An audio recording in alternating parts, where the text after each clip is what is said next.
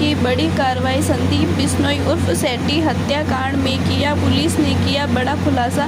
Police ने 3 आरोपियों को किया गिरफ्तार। हरियाणा के दीप्ति गैंग के संदीप गोदारा हत्या का बदला लेने के लिए हुई संदीप सेट्टी की हत्या 19 सितंबर को नागौर कोर्ट परिसर के बाहर हुई थी। गैंग वॉर पुलिस ने हरियाणा के सुनील उर्फ पंडित, संदीप लांबा, जितेंद्र कुमार को नागौर पुलिस ने किया गिरफ्तार। एंकर नागौर में पेशी के दौरान सुपारी किलर संदीप बिश्नोई उर्फ सेट्टी हत्याकांड के मामले में नागौर पुलिस ने खुलासा कर दिया। पुलिस ने इस पूरे मामले में 3 आरोपियों को गिरफ्तार किया गया। हरियाणा के दीप्ति गैंग एक सदस्य की हुई हत्या का बदला संदीप सेट्टी की हत्या कर लिया गया। नागौर के एसपी राम मूर्ति जोशी ने आज प्रेस कॉन्फ्रेंस करते हुए इस पूरे प्रकरण को लेकर जानकारी देते हुए बताया कि पुलिस के द्वारा 3 आरोपियों को गिरफ्तार किया गया। उन्होंने आरोपियों के बारे में जानकारी देते हुए बताया कि हरियाणा के सुनील पंडित, संदीप लांबा, जितेंद्र कुमार को नागौर पुलिस ने गिरफ्तार किया। इसके साथ ही पुलिस इन तीनों आरोपियों से पूछताछ कर रही है। इसके साथ ही हत्याकांड को लेकर पुलिस के द्वारा तीनों आरोपियों से लगातार पूछताछ की जा रही है। इसके साथ ही पुलिस का मानना है कि इन आरोपियों से पूछताछ में और भी कई बड़े खुलासे हो सकते हैं। इसके साथ ही इस पूरे प्रकरण से जुड़े हुए कुछ और लोगों के नाम सामने आ सकते हैं। नागौर के एसपी राम मूर्ति जोशी ने साफ तौर पर बताया कि ये पूरा प्रकरण जो है वे आपसी गैंग वॉर ही है। और आभार जताना चाहूँगा कि 19 तारीख को जो ये वारदात हुई थी अदालत के बाद फायरिंग की, उसमें आप सभी साथियों का पुलिस को सहयोग रहा। पॉजिटिव रिपोर्टिंग हुई पूरे केस की और पुलिस की तफ्तीश पर आप सभी लोगों ने भरोसा रखा और आपकी पॉजिटिव रिपोर्टिंग की वजह से नागौर पुलिस लगातार उत्साहित रही और हम लगातार अच्छा काम कर पाए, जिसकी वजह से आज हमारे पास इस पूरी वारदात का खुलासा हुआ है और हम इसमें से कुछ अभियुक्तों को गिरफ्तार करने में भी सफल हुए हैं।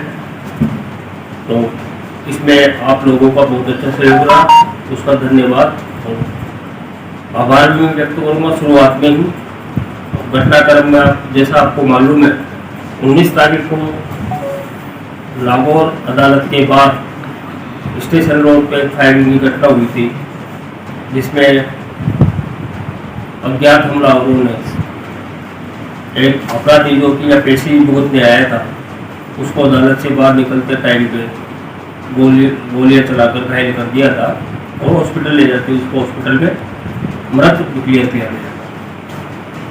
उसके साथ 2 अन्य साथी भी छोटे रूप से घायल हुए थे।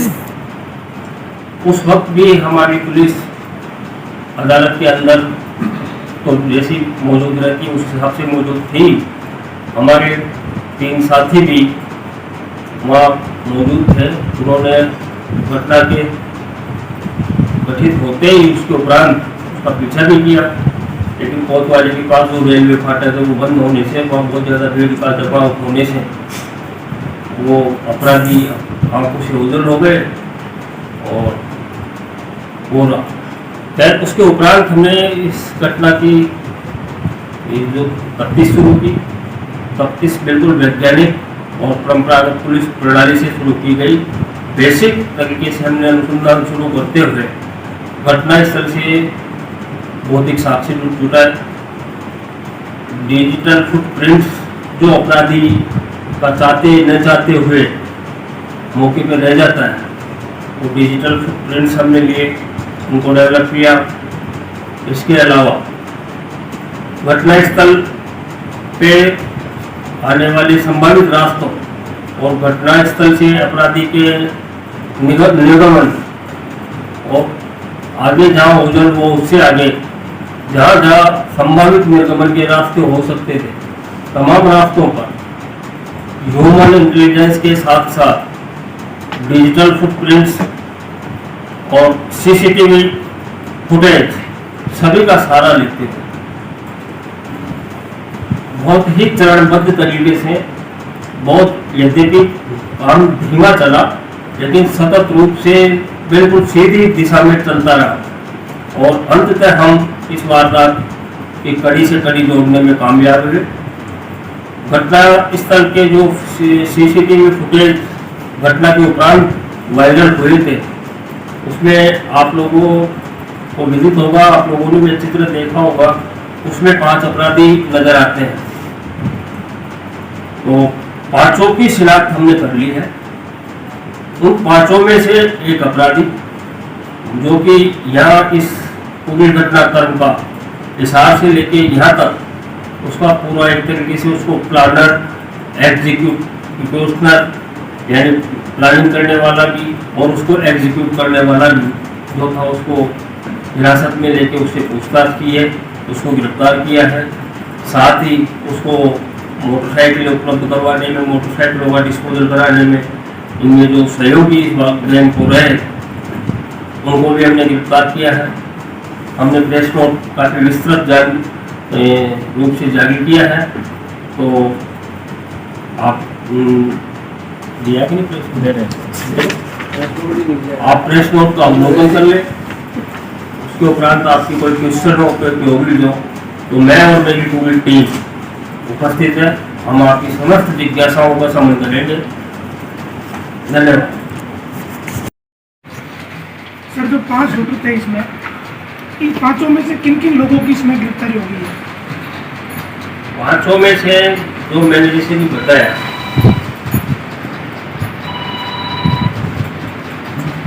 5 में से एक शख्स को हमने गिरफ्तार किया है और इन 5 में से वो जो शख्स को हमने गिरफ्तार किया है वो अब तक की जो उसकी भूमिका सामने आई है वो सबसे महत्वपूर्ण है। प्लानिंग में इस पूरी योजना को प्लानिंग भी उसने किया था, या नागौर में जो घटना तारीफ कर ली उसकी प्लानिंग भी उसने की थी और उसी के निर्देशन में उसने पूरी फील्डिंग लगाई थी कि कौन किधर खड़ा रहेगा, कौन क्या फायरिंग करनी है, किधर से एग्जिट करना है, सारा पूरा खाका। इसके अलावा मोटरसाइकिलें का इंतजाम उसने किया था।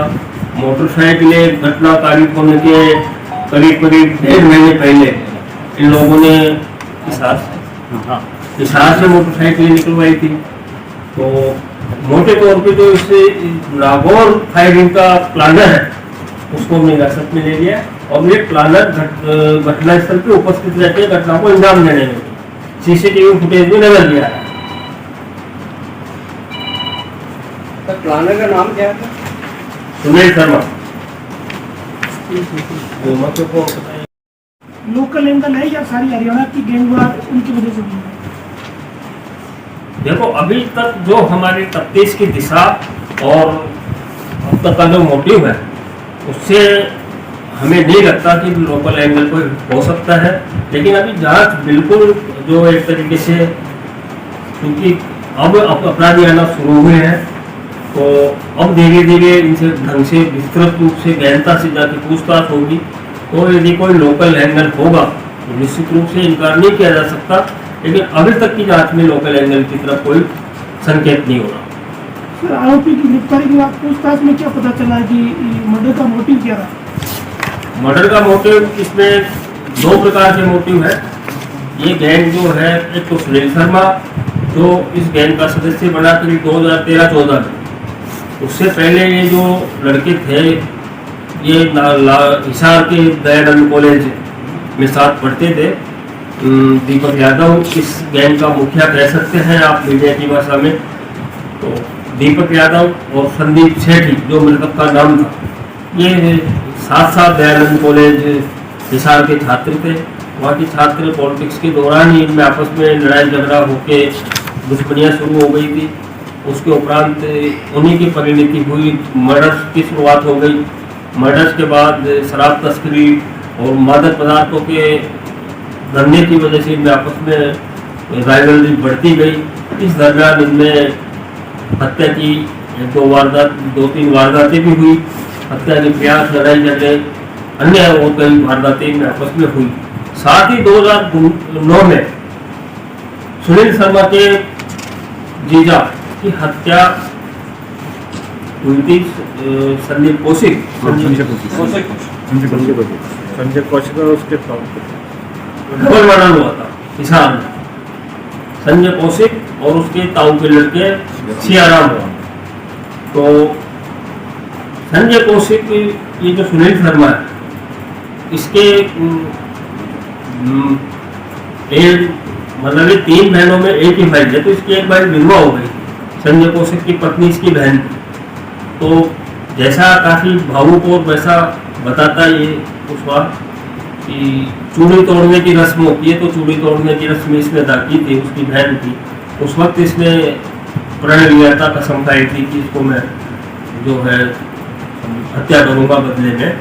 तब से ये लगातार किसी न किसी रूप में उसकी हत्या के उसमें था और इसी मोटिव की वजह से ये करीब 2012-13 में इस दीपक यादव गैंग से जुड़ जाता है, क्योंकि जब इसको मालूम चलता है कि दीपक यादव इसका संदीप सेठी का दुश्मन है और CEO इसका इस तरह को है, तो ये दोनों मर्ज हो जाते हैं।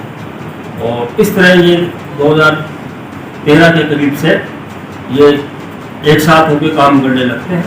बीच में बहुत सारी वारदातें, इसमें आपराधिक वारदातें हैं। हरियाणा से हम डेटा जुटा रहे हैं और हरियाणा के आपराधिक रिपोर्ट प्राप्त करने में काफ़ी दिक्कतें आ रही है। वो अलग मुद्दा में उसका कभी आप वैसे प्रत्यक्ष से बात करूँगा, लेकिन काफ़ी इनके बीच आपराधिक संघर्ष रहा इस पूरे विगत सालों में, और जिसकी की एक परिणति एक मुकाम में बड़ा 19 सितंबर को अपने नागौर में देखने को। सर डेट 2 महीने से इनकी रहती है, प्लानिंग चल रही हो गया था कि जब भी बेल होगी इसकी या जमानत होगी तब प्रयास करेंगे। नहीं, इनका तो वैसे तो मैं जैसे आपको अभी बता ही रहा था कि इनकी तो 2013 के आसपास से मारने की प्लानिंग चल रही थी और दोनों एक दूसरे के लिए उनका मौका लगता था तो वो उधर का आदमी मार लेते थे, इधर कर लेते थे, दोनों एक तरफ में थे। लेकिन खास तौर पे संदीप सेठी का देखा जाए तो ये गैंग संदीप सेठी के लिए लॉकडाउन से पहले ही उसको ट्रैक कर रही थी, पीछा कर रही थी। संदीप सेठी जब जोधपुर जेल में लॉकडाउन से पहले जोधपुर जेल में था तो जरूर पेशियों में आता था, तो करीब करीब उसकी हर पेशे को इस गैंग ने ट्रेस किया था, तहकीक की थी, कई बार घटना कारित करने भी आए थे। लेकिन चूंकि जोधपुर जेल से पुलिस कस्टडी में आता था तो मौका नहीं मिला। इसी तरह जब अपने नागौर जेल अभी इससे पहले जुलाई में अपने नागौर पेशी में भी आया था, तो उस दिन ये नागौर में इसको आना था, तारीख पेशी से आ नहीं पाया। फिर अगस्त में आया था, तो अगस्त में भी पुलिस कस्टडी में था, तो ये लोग उसका मतलब इनको मौका नहीं मिला पुलिस कस्टडी होने की वजह से। लेकिन इनके आपस में नजर मिल गई थी संदीप सेठी की, और ये जो विजिलेंस आए थे आपस में एक दूसरे को उन्होंने देख लिया था, जिसका कि फिर मृतक संदीप सेठी ने सोशल मीडिया के माध्यम से अपनी इस पे कटाक्ष भी किया था। तो प्लानिंग तो बहुत पुरानी है। नागौर को क्यों चुना गया इसमें?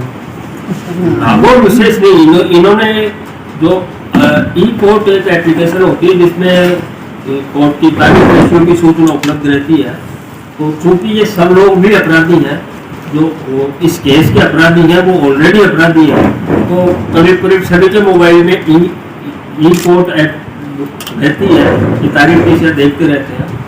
तो इन्होंने इसकी प्रत्येक तारीख पेशी चाहे किसी कोर्ट की, नागौर कोर्ट की नहीं, मैंने भी आपको दोनों कोर्ट की बताया, तो ये हर जगह उसका हरियाणा के कोर्टों में, दिल्ली के कोर्टों में, वहाँ पे भी किया है, दिल्ली के कोर्टों में भी किया है, हरियाणा के कोर्टों में भी किया है, अपने जम्मू में भी किया है, नागौर में पहले भी किया है। तो ई कोर्ट के माध्यम से तारीख की सूचना इनके पास रहती थी। लेकिन चूंकि संदीप सेठी स्वयं हार्डकोर अपराधी था, तो पूरी पुलिस कस्टडी में जेल से ही आता था।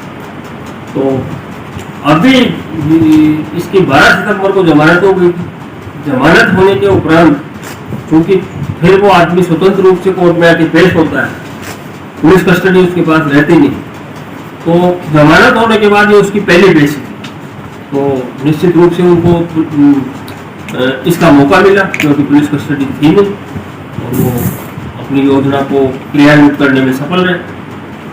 सर गिरफ्तारी के मामले में कोई हथियार वगैरह से कोई नहीं, अभी हथियार जब्त नहीं किए हैं और बाकी अपराधियों के लिए हमारी टीमें दूसरी राज्यों में गई हुई है और हम उम्मीद करते हैं कि जल्दी बाकी गिरफ्तारियां भी जल्दी ही अमल में लाई जाएंगी। वारदात की घटना के बाद ये फरार हो गए, किस प्रकार फरार हुए, क्या रूट रहा है? वारदात करने के बाद इनको 2 ग्रुप्स में जाना था और 2 ग्रुप्स को भी घटना स्थल से ही सिर्फ 2 ग्रुप में रहना था। घटना स्थल से थोड़ी दूर होने के बाद इनको स्वतंत्र रूप से सबको अलग अलग हो जाना था। तो उसी के अनुरूप ये लोग गए। तो जो सीसीटीवी फुटेज में आप लोगों को शुरुआत में दिखता है कि एक मोटरसाइकिल पे 3 जने जाते हैं, एक मोटरसाइकिल पे 2 जने जाते हैं। तो ये जो हमने लड़का पकड़ा है, ये जो 3 मोटरसाइकिलों में जा रहे हैं उनमें ये मोटरसाइकिल चालक है। तो ये लोग यहाँ से नागौर कस्बे से निकले हैं और इधर भवंडा के गांव से होते हुए आगे खियूसर रोड पे चले जाते हैं और वहाँ से बाकी 2 लड़कों को ड्रॉप करने के उपरांत ये कच्चे रूट के मार्फत ही मेहता हुआ पुष्कर गाँव टू गाँव कच्ची सड़कों के मार्फत और फिर आगे हिसार करना। एक व्यक्ति और हमको इसमें नजर आया है, यद्यपि उसने वारदात में सक्रिय भूमिका नहीं निभाई। वारदात से पहले थोड़ा पहले वो घटनास्थल से अपने आप को पृथक कर लेता है, लेकिन वारदात से पहले वो इनके साथ रहता है। इनके साथ नागौर जिले में लगातार हो रही है बड़ी वारदातें, छठा व्यक्ति इनके साथ है, नहीं ले रही है थमने का नाम। इस बात को आज फिर बेखौफ बदमाशों ने एसपी ऑफिस और कलेक्ट्रेट के पास वाले एटीएम में